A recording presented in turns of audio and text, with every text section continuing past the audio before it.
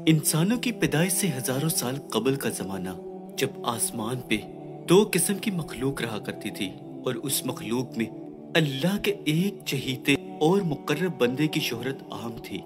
फरिश्तों को तरस देने वाला उस्ताद जिसे अल्लाह पाक ने बुलंद मुकाम अता फरमाया। ऐसा क्या हुआ कि अल्लाह पाक ने उसे अपने दरबार से धुतकार दिया और उसने ऐसी कौन सी अल्लाह पाक की नाफरमानी की। हजरत आदम अलैहिस्सलाम की पैदाइश से कबल आसमानों पर दो किस्म की मखलूक रहा करती थी, एक नूरी और दूसरी नारी। नूरी मखलूक जिन्हें फरिश्ते कहा जाता है, अल्लाह पाक ने इन्हें नूर से पैदा फरमाया और जिन्नात को आग से। फरिश्तों की ना औरतें होती और ना नस्ल आगे बढ़ती, जबकि जिन्नात की औरतें भी होती और इनकी नस्ल भी खूब आगे बढ़ती। अल्लाह पाक ने इन्हें अपनी हम्दो सना बयान करने के लिए पैदा फरमाया था कि सबके सब अल्लाह पाक के आसमानी लश्कर थे और ये सब के सब इसलिए बनाए गए ताकि अपने खालिक और मालिक को जाने, हमेशा तक उसकी खिदमत और इबादत करते रहें। एक सच्चे मुसलमान के ईमान का तकाजा ये है वो कुरान और हदीस के मुताबिक इन तमाम तर मखलूकात पर ईमान लाए। उसी मखलूक में से एक मुअज़्ज़ज़ हस्ती अज़ाज़ील था। अज़ाज़ील का मतलब है खुदा का अजीज, जिसे अल्लाह पाक ने दहकते हुए आग के शोलों से पैदा किया। हजरत आदम अलैहिस्सलाम की पैदाइश से पहले तकरीबन 144,000 साल पहले समूम जिन्नात की पैदाइश हुई। ये जिन्नात का बाबा आदम था। समूम जिन को ज़मीन पे भेज दिया गया, जहाँ तकरीबन 300 साल गुजरने के बाद उसे अपनी नस्ल की जिन एक मुखालिफ मिली, जिससे उसने शादी कर ली और वक्त गुजरने के साथ उसमें से उसकी कसीर औलादें हुई। इब्तदा में तो जिन्नात अल्लाह के फरमाबरदार और इबादत गुजार थे, लेकिन बहुत जल्द ही ये सरकश और नाफरमान हो गए। जब उनकी बदअमालियों की तादाद हद पार कर गई तो कसीर तादाद ने जिन्नात ने मौत का जायका चखा और मर गए। इस दौरान जो नेक जिन्नात थे वो बाकी बच गए और उनकी नस्ल आगे बढ़ी। उन्हीं जिन्नात में एक मशहूर जिन चलीपा था। चलीपा का चेहरा बब्बर शेर के जैसा था। चलीपा नहायत ही कदावर और एक बहादुर जिन था, जबकि उसकी बीवी का नाम तबलीस था, जिसका चेहरा भेड़िए की माता की तरह था। वो अपने शोहर की तरह एक दलेर और ताकतवर जिन थी। उसने अपनी तमाम कौम पर एक रोब और दबदबा बैठा रखा था और कौम का बच्चा बच्चा चलीपा का एहतराम किया करता। उनके यहाँ एक बच्चे की पैदाइश हुई जिसका नाम अज़ाज़ील था। अज़ाज़ील में अपनी माँ और बाप की दोनों की खसूसियात शामिल थी, यानी वो नहायत थी सरकश, मक्कार और बहादुर जिन था। रवायात के मुताबिक कौम जिन्नात को दुनिया में बसाया गया और यह हजरत आदम अलैहिस्सलाम की पैदाइश से पहले तकरीबन 50,000 कबल का जमाना था। बहुत जल्द ही ये जिन्नात सरकश हो गए और अल्लाह पाक के नाफरमान बन गए। जब झगड़े और फसादात से जमीन लर्ज उठी तो आसमानों से फरिश्तों को हुक्म दिया गया कि जाओ और उन सरकश जिन्नात को मार फेंको। लिहाजा इस कायनात में पहली खून रेज जंग हुई जो जिन्नात और फरिश्तों के दरमियान थी, जिसमें अज़ाज़ील के माँ बाप चलीपा और तबलीस ने बड़ी बहादुरी से जंग की, लेकिन फरिश्ते उन पर गालिब आ गए। फरिश्तों का वार उन जिन्नात पर इस तरह पड़ता कि वो गश खाकर गिर पड़ते। इसी जंग के दौरान ही अज़ाज़ील के माँ बाप मारे गए और कौम जिन्नात के सरकश जिन्नों को कैदी बना लिया गया। उन कैदियों में शहजादा अज़ाज़ील भी था। फरिश्ते जब उसे बारगाह इलाही में लाए तो अल्लाह ने उन्हें हुक्म दिया कि अज़ाज़ील की बेहतरीन तरबियत करो। चुनाचा फरिश्तों ने अज़ाज़ील की तरबियत बेहतरीन अंदाज से की। अबादत, रियाजत के तरीके और आदाब सिखाए गए और इस तरह वो बहुत जल्द ही अल्लाह का एक मुकर्रब तरीन बंदा बन गया। एक वक्त ऐसा आया कि अज़ाज़ील अल्लाह पाक का सबसे चहीता, रियाजत और इबादत करने वाला और सबसे मुकर्रब तरीन बंदा बन गया, जिसमें उसका कोई भी सानी ना था। हिकमत और दानिश्वरी में भी उसे कमाल हासिल था। अज़ाज़ील अपने इबादत और रियाजत से इस दर्जे पर पहुंच चुका था कि उसे अल्लाह पाक ने फरिश्तों का मुअल्लिम मुकर्रर कर दिया और तमाम तर आसमान वाले उसे आबिद कहकर पुकारने लगे। हजरत क़ाब बिन अबार का बयान है, अज़ाज़ील 40,000 बरस तक जन्नत का खजानची था। 80,000 साल तक फरिश्तों का साथी रहा। 20,000 साल तक फरिश्तों को अल्लाह की हम्दो सना सुनाता रहा। जिस मिंबर पर बैठकर अज़ाज़ील फरिश्तों को दर्स दिया करता था, उसी मिंबर के नीचे बैठकर अल्लाह के फरिश्ते इज़राइल, मीकाईल, इसराफील और हजरत जिब्राइल सलाम उसकी दर्सो तदरीस सुना करते थे। लेकिन अल्लाह बखूबी जानता था कि ये असल में लाइन है और एक मुय्यन मुद्दत के बाद ये जलील होगा और अपने अंजाम से गाफिल इस अज़ाज़ील का खात्मा कुफर की हालत में होगा।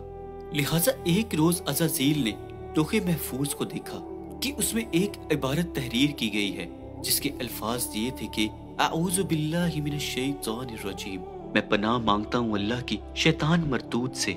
इस इबारत को पढ़ते ही अज़ाज़ील तकरीबन 2000 साल तक रोता रहा और अल्लाह की बारगाह में हाजिर होकर दरियाफ्त करने लगा, ऐ रब्बुल आलमीन, ये शैतानुर रजीम कौन होगा जिससे पनाह मांगी जाएगी? तो अल्लाह पाक ने फरमाया, हमारा एक ऐसा बंदा जिसे नेमत से सरफराज किया जाएगा मगर एक हुक्म ना मानने की वजह से वो मरदूद हो जाएगा। तो इस पर अज़ाज़ील ने ख्वाहिश की कि मैं उसको देखना चाहता हूँ, जिस पर अल्लाह पाक ने फरमाया कि तू जल्द ही उसे देख लेगा। अज़ाज़ील हमेशा इस सोच में गुम रहता कि आखिर वो लाइन कौन होगा जो अल्लाह का हुक्म ना मानने की जुर्रत करेगा। इसी खौफ से वो मजीद इबादत और तौबा में मसरूफ रहने लगा, यहाँ तक कि हजारों साल बीत गए जब एक रोज अज़ाज़ील को मालूम हुआ कि अल्लाह पाक एक नई मखलूक पैदा फरमा रहा है जिसके लिए दुनिया के हर कोने से मिट्टी लाई गई है। अल्लाह पाक ने हजरत आदम अलैहिस्सलाम के पुतले को अपने दस्ते कुदरत से पैदा फरमाया और ये बगैर रूह के तकरीबन 40 साल तक इसी हालत में पड़ा रहा। फरिश्ते जब उसके पास से गुजरते तो घबरा जाते। उनमें सबसे घबराने वाला इब्लीस था। ये उसके पास से गुजरता तो उसे मारता, जिसकी वजह से उस पुतले से ऐसी आवाज आती कि जैसे खनखनाती मिट्टी की ठीकरी से निकलती है।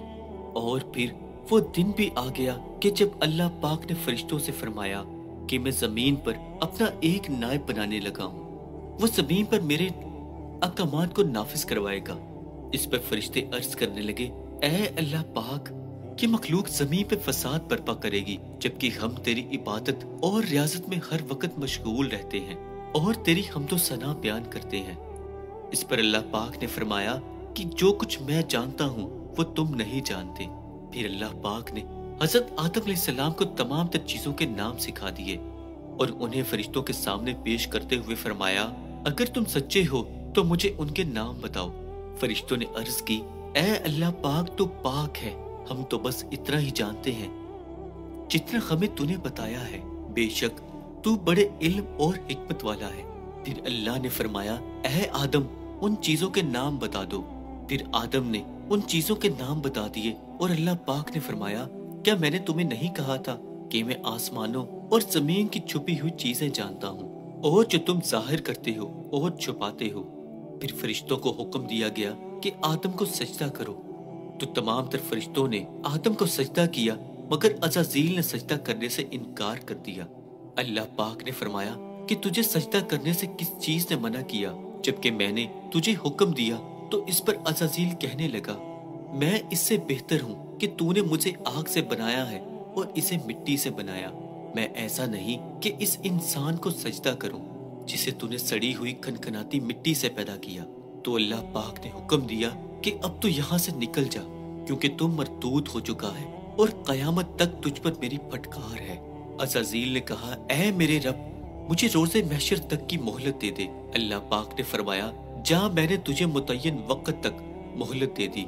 उसने कहा, मुझे तेरी इज्जत की कसम, मैं उन सबको बहकाऊंगा, उन पर हमला करूंगा, उनके आगे से भी, पीछे से भी और दाएं और बाएं से भी, और आप उनमें से अक्सर को शुक्रगुजार नहीं पाएंगे। अल्लाह ने फरमाया, मेरी रहमत मेरे बंदे पर ऊपर से नाजिल होगी और जब तक मेरा बंदा मुझसे माफी का तलबगार रहेगा मैं उसे रोजे महशर तक माफ करता रहूंगा। अब तो यहाँ से निकल जा और उनमें से जो शख्स तेरा कहना मानेगा मैं उनको जहन्नुम से भर दूंगा।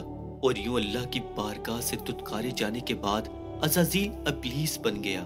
अपने गुरूर और तकब्बुर की बिना पर उसकी हजारों साल की इबादत ज़ाय हो गई और उसे अर्श से फर्श पर पटक दिया गया।